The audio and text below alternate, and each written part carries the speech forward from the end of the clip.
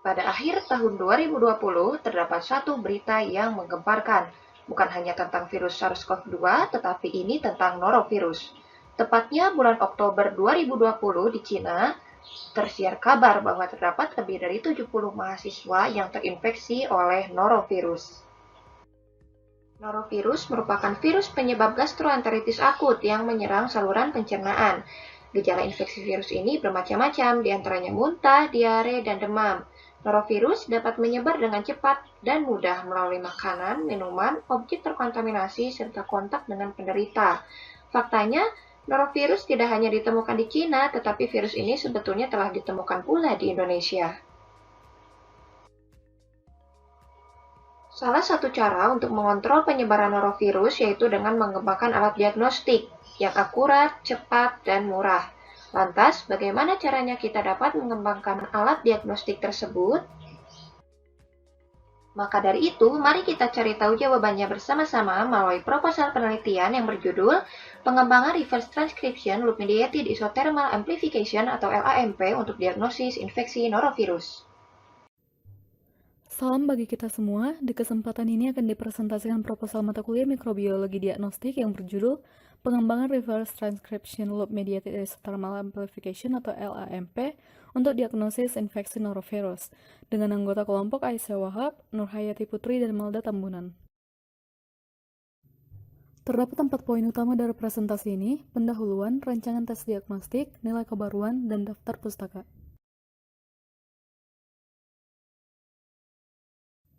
Diawali dengan pendahuluan. Diagram menunjukkan klasifikasi norovirus dalam genogroup, genotype, varians, p-type, dan p-groups menurut Cabra tahun 2019 yang menandai luasnya variasi dari kelompok virus ini. Secara ringkas, norovirus menjadi fokus utama proposal penelitian ini, merupakan salah satu penyebab utama masalah gastroenteritis akut di seluruh dunia dan bertanggung jawab atas morbiditas, mortalitas, dan biaya perawatan kesehatan yang substansial setiap tahunnya. Di Afrika dan Asia Tenggara, hampir seperempat kematian pada anak di bawah usia 5 tahun disebabkan oleh virus ini dan penyakit yang dibawanya. Virus ini pertama kali dideskripsikan pada tahun 1969 dan pertama kali diidentifikasi pada tahun 1972. Melihat lebih dekat, norovirus dengan detail asal seperti di slide memiliki genom non-segmented positive strand RNA berukuran cukup besar yang mengandung 3 ORF. Komponen ini menggunakan poliprotein non-struktural besar pada ORF1, protein struktural utama VP1 pada ORF2, dan protein struktural minor VP2 pada ORF3.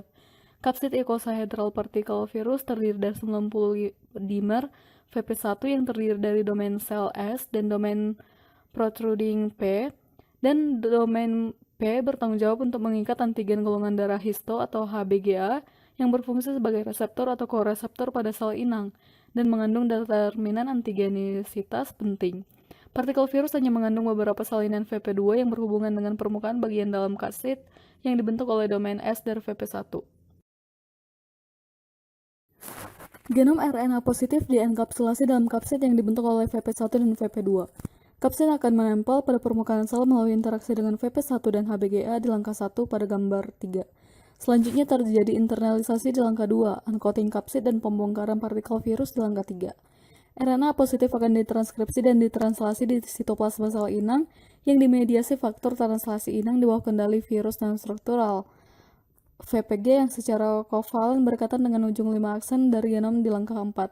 Poliprotein yang dikodekan ORF1 akan dibelah pasca translasi di langkah 5 dengan protease yang dikodekan virus menjadi beberapa protein individual seperti P48 atau yang disebut NS1, NTPase atau disebut NS3, P22 atau disebut NS4, RNA dependen RNA polimerase RDRP, dan beberapa komponen lainnya.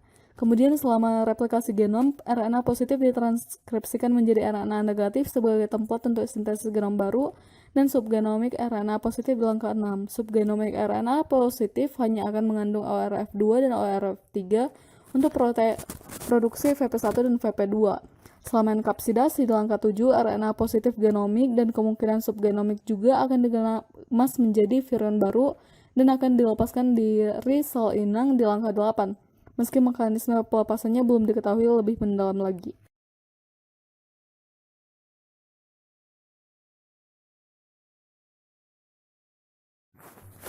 Gambar 4 menjelaskan epidemiologi norovirus manusia menurut jurnal The Graph et al. Pada tahun 2016. Transmisi utama norovirus adalah feses oral, terutama untuk strain epidemi G2.4. Strain lain diketahui lebih sering ditransmisikan melalui lingkungan seperti kontaminasi makanan, air atau permukaan, serta pada berbagai tempat termasuk di kapal pesiar ataupun pesawat terbang. Infeksi memiliki hubungan dosis respons. Host yang terinfeksi partikel virus dalam jumlah yang tinggi akan menimbulkan gejala dan serangan yang lebih intens. Norovirus memiliki dosis infeksi relatif rendah dengan probabilitas 49% infeksi dari satu partikel, yang berarti respon dosis tidak akan membatasi lajunya. Metode transmisi, keparahan penyakit, dan tekanan evolusioner berkontribusi pada resiko yang ditimbulkan oleh infeksi norovirus dan dapat bervariasi antar strain. Menurut gambar tersebut, kemungkinan peristiwa zoonosis mengakibatkan pengenalan sekuens ORF1 dan ORF2 baru pada norovirus manusia. Transmisi norovirus dan penyakit yang ditimbulkan dapat diperburuk oleh banyak faktor termasuk sifat yang musiman. Peningkatan kasus terjadi di musim dingin dikarenakan norovirus lebih mudah dan dapat difasilitasi oleh peningkatan curah hujan untuk penyebarannya menurut Ahmed et al. Tahun 2013. Atribut populasi seperti usia juga dapat mempengaruhi tingkat keparahan wabah norovirus. Infeksi tertinggi ditemukan pada anak di bawah umur 5 tahun, dan survei serologis juga menunjukkan bahwa infeksi norovirus umumnya terjadi di fase awal kehidupan, dan host yang sehat mampu sembuh secara alami, sementara lansia dan individu dengan gangguan kekebalan tubuh lebih mungkin mengalami komplikasi parah dan dapat memiliki durasi infeksi yang lebih lama sehingga memperpanjang masa outbreak. Karenanya hingga kini pengembangan dasar kit diagnostik infeksi norovirus yang dapat dijadikan menjadi acuan pengembangan metode dan kit yang lebih ekonomis, cepat, dan memiliki kredibilitas tinggi dengan nilai spesifitas dan sensitivitas yang baik menjadi salah satu poin luaran yang ingin dicapai dari proposal ini. Dengan demikian telah disusun tujuan, yaitu menghasilkan rancangan kit diagnostik infeksi norovirus dengan metode RTL-AMP dan mendesain primer yang sesuai. Kemudian dimiliki hipotesis berupa didapatkannya kit diagnostik infeksi norovirus dengan metode RTL-AMP yang memiliki spesifitas dan sensitivitas yang tinggi atau sebanding dengan RT-PCR, serta desain primer yang memiliki spesifitas primer yang tinggi. Dilanjutkan dengan rancangan kit diagnostik. Metodologi RTL-AMP didasarkan pada mekanisme cycling strand displacement DNA sintesis oleh polimerase yang memiliki aktivitas perpindahan non-DNA yang tinggi. Akan digunakan dua primer, yaitu inner dan outer primer yang secara khusus didesain untuk setiap reaksinya. RTL-AMP dapat mencapai spesifitas tinggi berhubungan dengan sequence target. Reaksi melibatkan langkah repetitif dari loop primers, yaitu self-elongation template dari struktur stem loop yang terbentuk di ujung 3 aksen, dan elongation dari produk baru yang diperoleh dari primer. Dapat diperhatikan pada gambar bahwa desain primer menjadi komponen yang sangat penting. Untuk reaksi ini ada 6 region yang ditargetkan pada target sequence dan dimiliki 3 set primer yang paling umum, seperti inner primer, outer primers, dan loop primers yang masing-masing terdiri dari forward dan backward serta reverse, yaitu F1C plus F2, B1C plus B2, F3 dan B3, serta FL dan BL. Reaksi dimulai setelah pengikatan FIP ke wilayah FDA. DNA polimerase memanjangkan DNA dari FIP. F3 primer mengikat wilayah komplementernya pada DNA untuk menggantikan DNA yang baru disintesis. Reaksi analog dilakukan oleh BIP dan B3. Untaian yang dipindahkan membentuk struktur halter. FIP dan BIP mengikat struktur halter ini untuk mensintesis untai baru yang membentuk lingkaran karena saling melengkapi pada daerahnya. Perpanjangan struktur loop membentuk loop DNA, batang ganda yang menggantikan untai asli, dan dapat mereformasi struktur halter dan menjalani putaran amplifikasi lainnya. Putaran berulang dari langkah-langkah ini akan mengamplifikasi DNA target untuk menghasilkan struktur DNA dengan berbagai ukuran. Pengenalan primer pada genom target menghasilkan reaksi kolometri yang kuat, yang memungkinkan pendeteksian tanpa instrumentasi yang sangat terspesialisasi dan mahal. Metode serupa bergantung pada turbiditas sampel, yang meningkat seiring dengan jumlah materi genetik yang ada di dalamnya, untuk mengukur kandungan virus. Amplifikasi dan deteksi dilakukan dengan analisis gel agar-rosa. Metode ini dinilai menguntungkan karena amplifikasi dapat dilangsungkan di bawah kondisi termal yang menyingkirkan kebutuhan siklus termal, juga memungkinkan efisiensi amplifikasi yang lebih tinggi, karena tidak perlu menunggu perubahan termal, dan dengan demikian tidak ada waktu yang terbuang dan mempengaruhi kondisi target spesimen selama waktu tersebut. Sedangkan PCR umumnya bisa memakan waktu sekitar 3-4 jam, RT-LAMP membutuhkan waktu kurang dari 1 jam. Manfaat lain termasuk spesifisitas dan selektivitas yang tinggi. Beberapa eksperimen telah menemukan bahwa RT-LAMP dapat sebanding sensitivitasnya dengan RT-PCR normal dan juga memiliki hasil false positif yang rendah.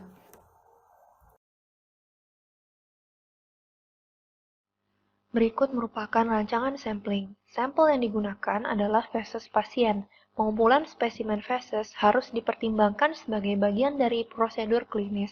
Ada hal-hal yang harus dipertimbangkan dalam pengumpulan data di saat pengumpulan spesimen dilakukan, yang mana dapat dilihat pada slide.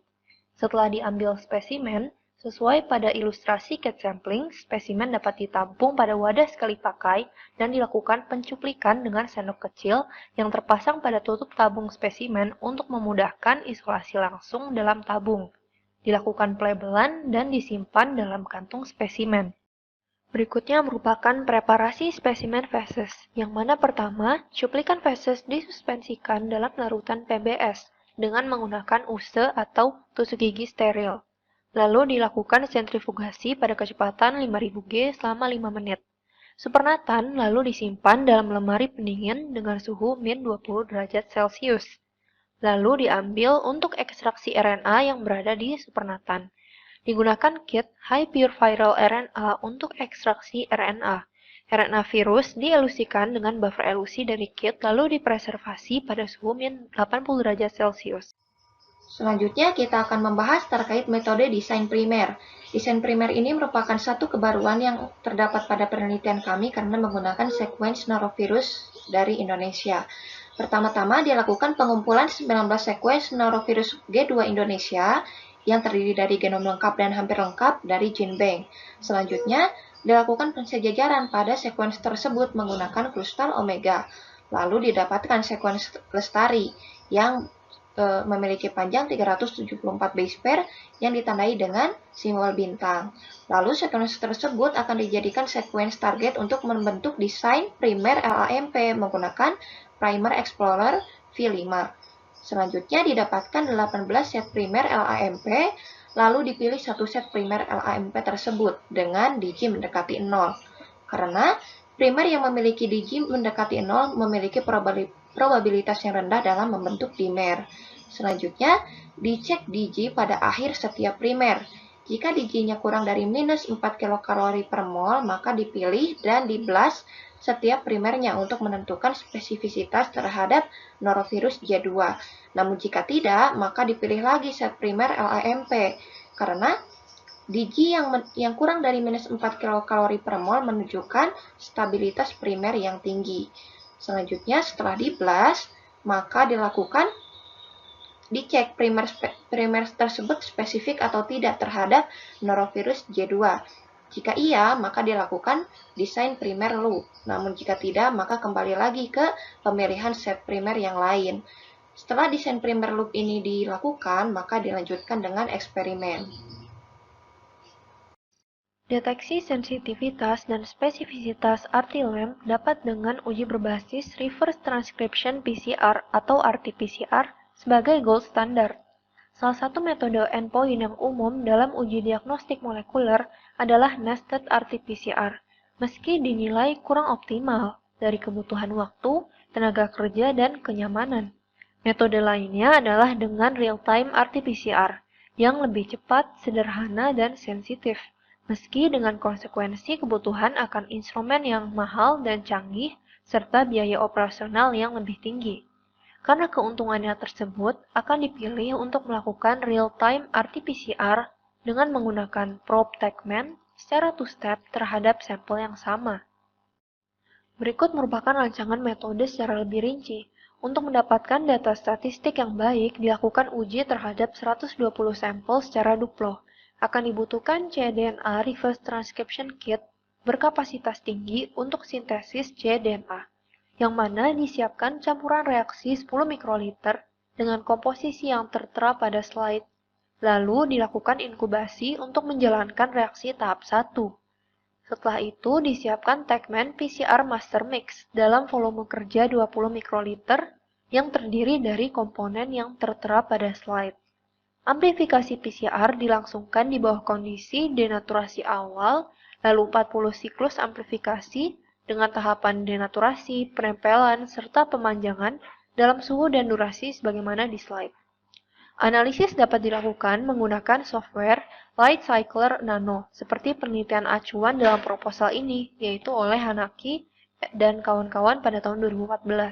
Kuantifikasi cDNA virus dalam reaksi yang berlangsung dikalkulasikan menggunakan kurva standar yang dikonstruksi dengan amplifikasi materi genetik yang telah diketahui konsentrasinya. Berikutnya merupakan rancangan RT-LAMP untuk mendeteksi norovirus, yang mana mengikuti jurnal penelitian yang dilakukan oleh Hanaki dan kawan-kawan pada tahun 2014. Dalam jurnal tersebut, LAMP dilakukan dalam 0,2 ml mikrotub berisi 20 mikroliter campuran reaksi dengan komponen yang tertera pada kiri slide.